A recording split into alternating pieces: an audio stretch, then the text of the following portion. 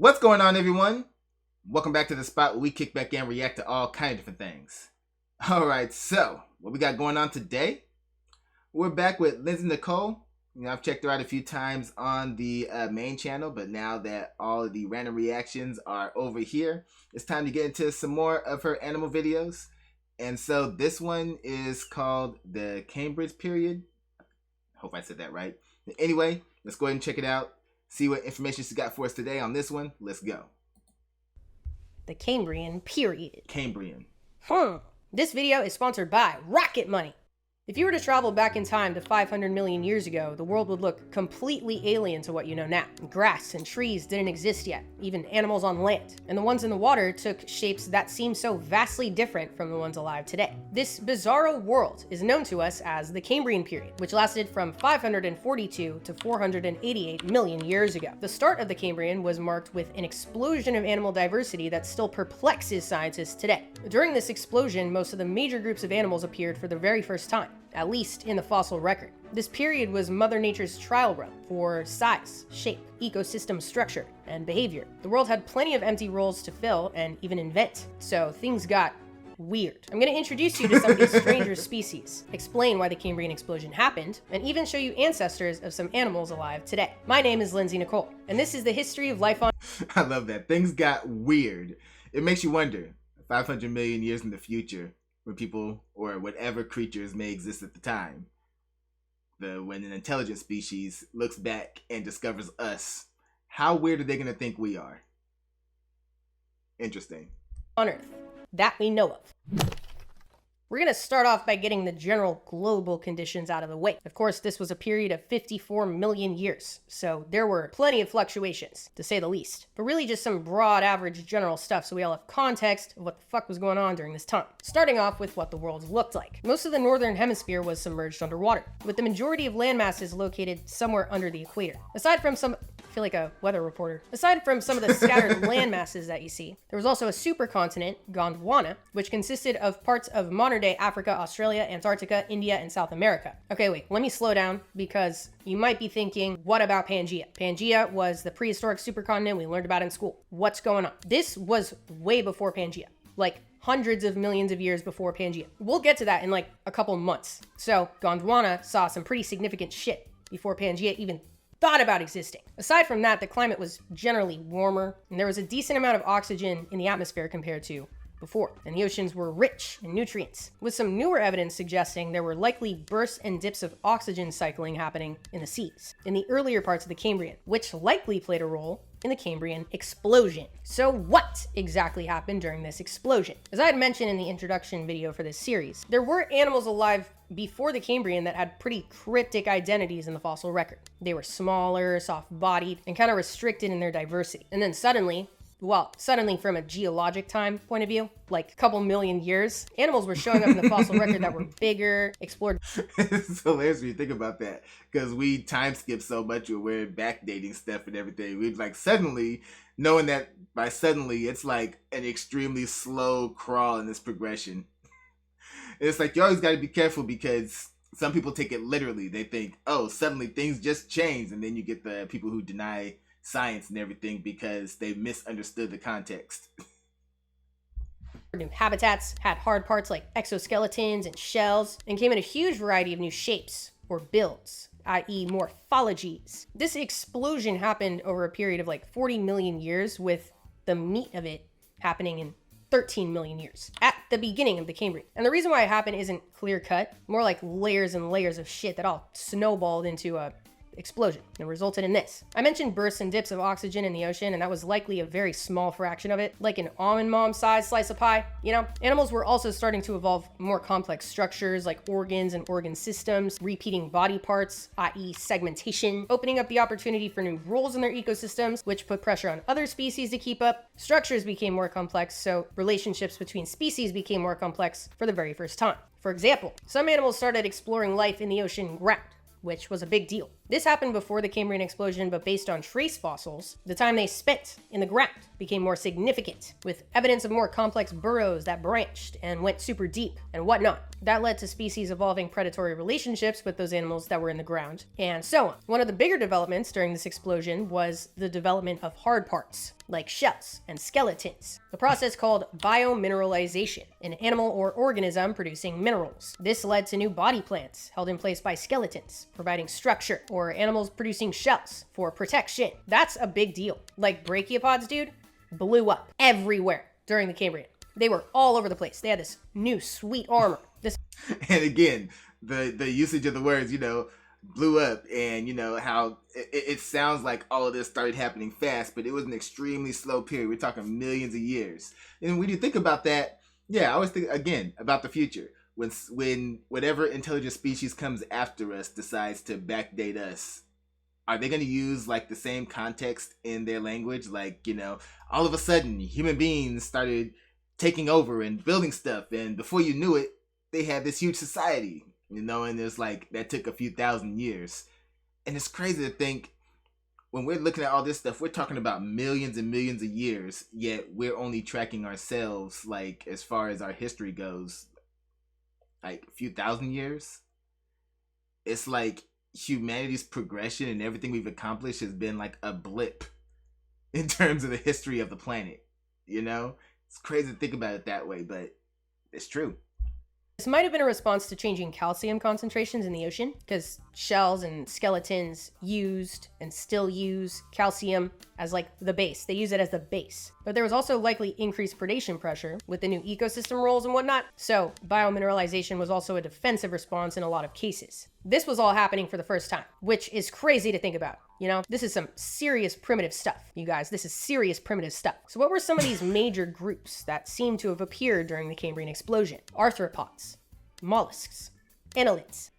I wrote mollusks twice. Echinoderms and chordates, which is the group that we belong to with other vertebrates, and also sea squirts. Real quick sidebar, because I'm sure you're wondering what the fuck we have in common with a sea squirt. So chordates have this really unique set of characteristics that they have for their whole life, or just part of their life, like maybe in the embryonic stage or a baby stage. That is a notochord, dorsal hollow nerve cord, pharyngeal gill slits, and a postanal tail. If you've ever taken a zoology class, I know that shit is burned in your brain. A sea squirt, as a little larva, looks like this, and then turns into this. So they've got all that at the beginning. For the sake of this video, the only thing you need to remember from that list is a notochord, because it's gonna come up a couple times. Chordates have notochords, a cartilaginous skeletal rock. Boom. That's it. So let me introduce you to a couple of these early chordates, starting with Hycuichthys. Looks exactly like you'd expect it to look. Simple body plan, nothing crazy. It was discovered in the 90s at the Xinjiang fossil site in China, which has unearthed some of the most well-preserved fossils from the Cambrian, with even soft tissues preserved from time to time. Pretty sick. Hycuichthys, let's shorten it to haiku so I don't have to keep saying that, was alive about 518 million years ago. There have been over 500 fossil specimens found of them, which led scientists to determine that they were about an inch long. Inch. Little guys, had a distinct head and simple gills, a notochord, boom, and a sail-like dorsal fin running down all the way to the end of their body. They also had eyes and possible nasal sacs in between them, which was a big deal this early on in vertebrate evolution. And they were likely active, but not excellent swimmers. Also good to note that jaws hadn't evolved yet. I know that is impossible to comprehend, but their mouth was just a little circle. None of this yet. And there were plenty of other fish like haiku that had pretty much the same set of traits. Why does that sound like nightmare fuel if you actually saw it up close? A creature like, I know we have them out there, but it's like just seeing a creature with no jaw, just a big hole that's just out trying to grab food. That just, it's oddly disturbing, yet intriguing. Just slightly different, like Miloconmingia. Even this early in the existence of chordates, there was diversity in their kind. Let me give you a haiku about haiku. A small, delicate fossil of a vertebrate fish from the deep past. Thank you. Okay, let me show you another chordate that was a little bit weirder. Pikaia, named after the pika, the relative to rabbits that lives near the fossil site they were found.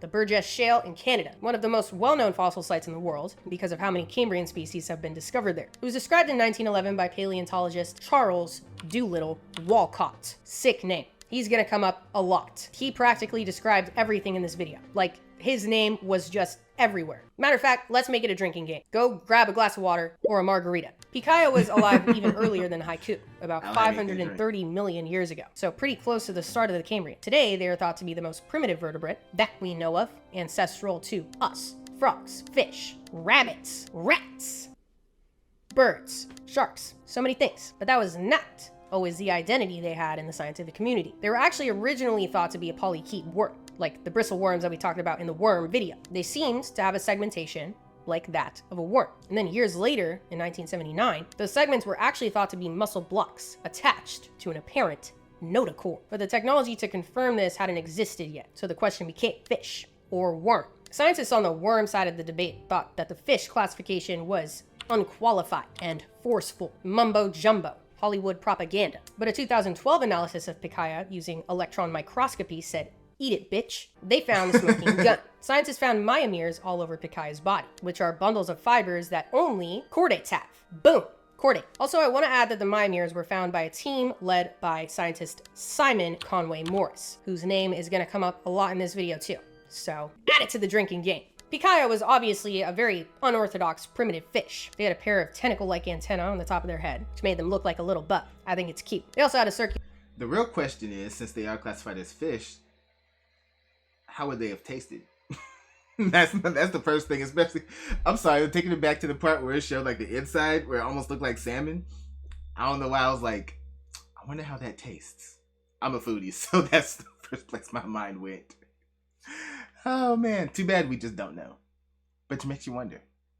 Mouth to eat small particles. Remember, no jaws yet. There's also been evidence of mud found in the stomachs of some of the fossils, so maybe they were deposit feeders, eating stuff out of the sediment and accidentally eating the sediment. Before we jump into the next group, let me tell you about today's sponsor, Rocket Money. If you've been following me on this channel, you know a big goal of mine is to do more in-the-field content, travel to different places to make videos. It obviously requires more organization with money and saving, which is where Rocket Money comes into the picture. This amazing personal finance platform has transformed better about my spending, but I think the best off dip into Money Premium. Good at sponsoring this video. Now, on to the strange specimens. Another major group to take note of were the trilobites, often considered the dominant group of their time, which I know makes it sound like they were giant beasts terrorizing the seas, but they were actually just little guys all over the place, literally everywhere for a very long time. Not dominance in size, but dominance in abundance, like ants or beetles. So what were the trilobites? The trilobites were a group of arthropods that at first glance don't look like anything special. Like, yeah,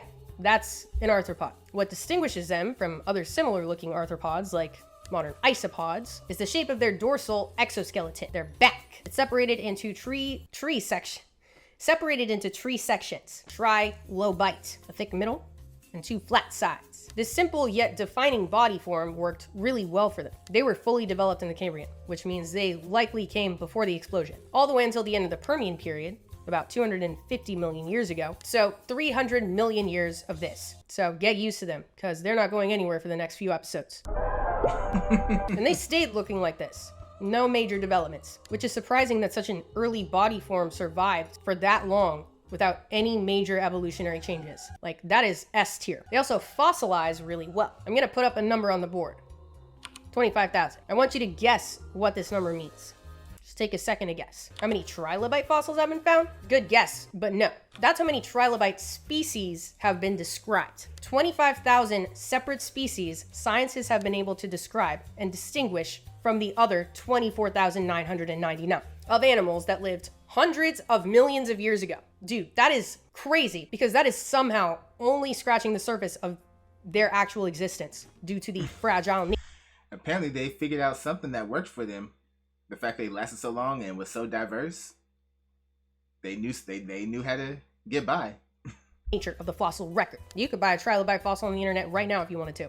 Look it up. That's how many fossils there are of them. Scientists don't even need them. They're like common rocks at this point. They ranged in size from less than an inch long to about 28 inches long. They inhabited every marine ecosystem at the time, from before and long after the Cambrian, interacting with a variety of animals that would be unrecognizable to our eyes today. So let's get into the stranger side of the Cambrian. Starting off with a heavy hitter, Animalogic, whose name translates to abnormal shrimp, which, yeah, hit the nail right on the head. If someone showed this to me and said, this is a shrimp, I would say that is an abnormal shrimp. Anomalocaris is considered one of the Earth's first apex predators that we know of. They could get to about 1.5 feet long, which doesn't sound very big, but compared to other animals alive at the time, this was massive. Remember, this was like the grand opening of animal history and evolution and diversity, so they were all still... Imagine if they were still around and there was a delicacy. I'm sorry, I'm just food. Talking about one of the first shrimp. The first thing I went up in my mind is foot-long shrimp. Imagine getting served a foot-long shrimp. I know from the picture it doesn't sound tasty, but if you look at actual shrimp in real life, and until you actually cut them up and serve them up, they don't really look all that tasty either. But once they're cooked, that's why I'm like, even though we'll never get to see it, I'm thinking to myself, what did it look like after being fully prepared? That's just where my mind goes. Little guys. Due to the nature of their soft bodies, most of the fossils found of Anomalocaris are just their frontal appendages and parts of their mouth, because those pieces are hardened. And that was definitely true for some of the earlier fossils found. The first fossil was just of the frontal appendages. Scientists thought they belonged to some sort of shrimp, hence the name abnormal shrimp. And then a fossil was found of the mouth, but that was thought to be the remains of an ancient jellyfish. Then a fossil with a body and a mouth was found, and it was thought to be a sea sponge, then later reanalyzed to be a jellyfish on top of a sea sponge. And finally, in the 80s, a fossil with the 2 frontal appendages and the head and the mouth were found all together. It made scientists realize they had their shit all mixed up. And since then, more fossils have been found with this arrangement. Not a sponge, not a shrimp, not a jellyfish. Instead, an early arthropod, specifically part of an extinct group called the RYUDO'S, which took some unusual forms. All right, it's not a shrimp, so I take it back. But when we thought it was a shrimp, that's the first place my mind went. If it's a shrimp, technically, then how does it taste? Anomalocaris' frontal appendages were used likely in a variety of ways, depending on the species. Grabbing prey, maneuvering it to the mouth, sediment sifting, filter feeding on plankton, etc. And they likely moved through the water all swamped, with overlapping lobes that, combined with their tail fan for stability, made super smooth undulations. They were originally thought to have eaten trilobites, but a new study from this year that used lots of science shit determined that their mouths wouldn't have been strong enough for that, because the trilobites had really hard exoskeletons, but that they were likely fast swimmers, so they suggested higher up in the water column instead of the sea floor where trilobites roamed. Another animal that is often mentioned in any conversation about the Cambrian is Opabinia. Absolutely deviant little fella. I don't even know where to begin. Everything about their face made them unusual and outcasts in the family tree for over 100 years, and scientists had to try and figure them out. They had 5 mushroom-shaped eyes, a trait previously not seen on any other animal. They also had a clawed proboscis that looked like an elephant trunk and was likely used as such, or similarly, digging out worms from burrows, grabbing onto and passing it to the mouth that was on the underside of their body and also facing backwards. So they were determined to be early arthropods, which is probably not a surprise. Mouth on the underside and facing reversed? That had to be really difficult to deal with. Could you imagine? But the question was, who are their brethren? Nobody else looked like this. Until just last year in 2022, when a new Opabiniid fossil was found in Utah, named Utaurora. They had the same 5-eye configuration and a little elephant trunk, but they just had more of a hairy appearance on their dorsal surface. Finally, Opabinia is not alone in the abyss that is the study of taxonomy. Also, Opabinia was found by Charles Doolittle Walcott. So drink. Actually, here's another one. So that counts for 2. Hallucigenia, which I did in its own video earlier in the year because it is one of the most bizarre animals ever found. Scientists didn't even know which way was up, but I'll still give you a little summary. Hallucigenia, as you can see, looks like some elongated urchin worm. So when they were first discovered in the Burgess Shale by Charles Doolittle Walcott, scientists didn't know what they were looking at. Some sort of fossilized creature that had what looked like 7 pairs of spikes coming out of one end and 7 pairs of squigglies coming out of the other. They initially thought they were looking at an early annelid worm, specifically related to bristleworms. Once again, what was what? Though nobody knew. So then in 1977, Simon Conway Morris decided to take a closer look. He guessed that the spiky half was the bottom, that Hallucigenia walked on stilts, and that the squiggly half was the top, and they were tentacles with mouths at the ends of each of them. I want whatever he was having, because what the fuck? But you know what? Somehow that stuck for 14 years, until new fossils from Xinjiang concluded they had it flipped. The mouth tentacles were actually legs with claws on the ends of each of them, and the stilts were spikes coming out of its back. And then years later in 2015, using electron microscopy.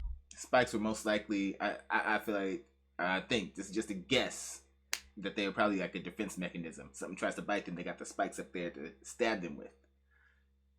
B, they determined which end was the head side and found little eye spots and a mouth with a ring of needle-like teeth inside of it. They also had 3 extra pairs of appendages close to their head, which were likely used as tentacles. So maybe they had tentacles after all. Hallucigenia is one of the many species featured in my Spooky Specimens coloring book that you can get on Amazon with Prime delivery. Also, they were 5 centimeters long, max. All right, next. This one to me is giving like amphibious shrimp from a distant planet. Very bizarre. They were found at, you guessed it, the Burgess Shale, and first described by, you guessed it, Charles Doolittle Walcott. He initially called them lace crabs, but then a couple years later described them as some sort of trilobite. Throughout the years, scientists had other ideas based on their set of characteristics. Maybe they were more closely related to the extended arachnid group that included horseshoe crabs and sea spiders. Or maybe they were some sort of crustacean, but nothing ever stuck, because this particular mix of traits was too bizarre. So for now, they sit in their own little grouping in the arthropod family tree. As you can see, they have this unusual head with 2 sets of spines that extend backwards towards the back, down the length of the body, as well as 2 paddle-like appendages for swimming, antenna to sense the environment, and they had up to 26 body segments, each with a pair of little legs that branched downwards on each side, as well as gill structures that branched upwards. Fossil evidence suggests they might have been iridescent, like changing color depending on what angle you're looking at it. Like bubbles, or a jewel beetle, which is pretty cool to think about. And despite their otherworldly appearance, they have actually been found in tons at the Burgess Shale. Over 12,000 fossils of them have been found. Another slightly less common animal from the Burgess Shale looks like home sweet pineapple, Wovaxia, first described in 1899, with later more complete specimens found by the one and only Charles Doolittle Walcott. Wovaxia was first identified as some sort of worm. But of course this didn't stick, because 1985 came around, and who decided to fuck shit up? Simon Conway Morris. He classified Wovaxia as some sort of mollusk of the shellless variety. He noticed some similarities to the mollusk mouth. And after a bit of back and forth between the 2 groups, annelid or mollusk, there seems to be a consensus that this was in fact an early mollusk, or maybe relative to mollusks, or maybe the ancestor to Guy Fieri. Wovaxia was covered in these overlapping plates called sclerites. They were also extremely small, just a centimeter tall, including the spikes. Just a little guy, yet also very badass. A couple of honorable mentions of other strange specimens from the Cambrian are Habelia, just looks like a little rug rat, classified as, you guessed it, an early arthropod. And also hyolithids. They look like that Italian guy with no eyes and the mustache that is just peak character design, While some of these lineages went on and flourished in later periods, evolving into groups that we're more familiar with today, for others, it was the end of the road, because the end of this period is marked with an extinction that I kind of don't want to talk about, because extinctions are bummers. But luckily, I know just the right person to hand this off to. You know her and love her from the incredible channel Animalogic, my friend Danielle. Take it away. Hey Lindsay! The Cambrian period has a special place in every Canadian paleontology. Animalogic, huh? Didn't know about that. Let me know if you guys want me to check out Animalogic. I just might check it out anyway. Just heart, because we have one of the richest Cambrian fossil localities in the world. There were so many amazing creatures in this period, but unfortunately, all good things must come to an end, and many of those animals didn't make it out of the Cambrian. The Cambrian extinction event is still a bit of a mystery. It happened 485 million years ago and marked the end of several trilobite species. But we still don't know quite why it happened. One of the leading theories is that high levels of volcanic activity caused dramatic climate change. There is evidence of massive amounts of lava coming up to the surface of the Earth at that time, and the eruptions likely changed the makeup of the atmosphere. There are different types of carbon in the air.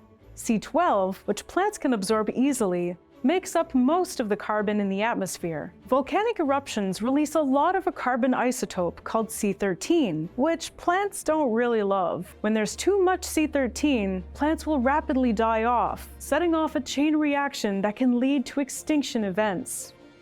On a broader scale, the Cambrian Ordovician extinction event can be seen as the culmination of a series of extinction events, caused by a lack of oxygen in the ocean and an accumulation of toxic hydrogen sulfide. Volcanic eruptions and changes in the water and carbon cycles periodically made the ocean a giant dead zone throughout the Cambrian. This was a chaotic time for the ocean, which didn't become permanently oxygenated until about 100 million years later. After the Cambrian extinction, Many of the groups of animals we have today arose, but I'll let you talk about those amazing new species.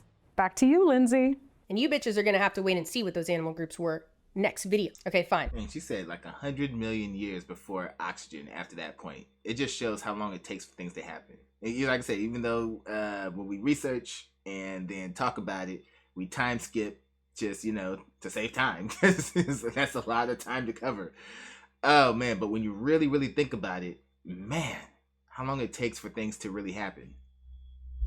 I'll give you a little preview. Coral reefs, many snails and cephalopods, and also this guy. Obviously, they're not still around, but I wish they were because they're cool as fuck. But I'll tell you about them more in the next episode. So be sure to subscribe so you don't miss it. Check out my Patreon for previews of the merch coming up, along with live streams in our Discord server. Huge thanks to Animalogic for jumping in for this video. Thanks to Rocket Money for sponsoring this video. And for now, stay curious. The world has a lot for us to learn. See ya! All right. That was another good one. I always enjoy her little breakdowns and stuff. So, yeah, a lot of information about that period in time. And again, some of them, I can't help it. I just can't help it. I looked at them and I was like, I wonder how they taste. Others, I'm like, I'm good. I'm not gonna question that one. But anyway, y'all know what to do. Go down in the comment section. Let me know what y'all thought about this one. Let me know what you'd like to see me react to next. Hit that like button before you go. Share this video with everyone you know. And subscribe if you haven't done so already. Alright? So, till next time, take care of yourselves. And I'm out of here.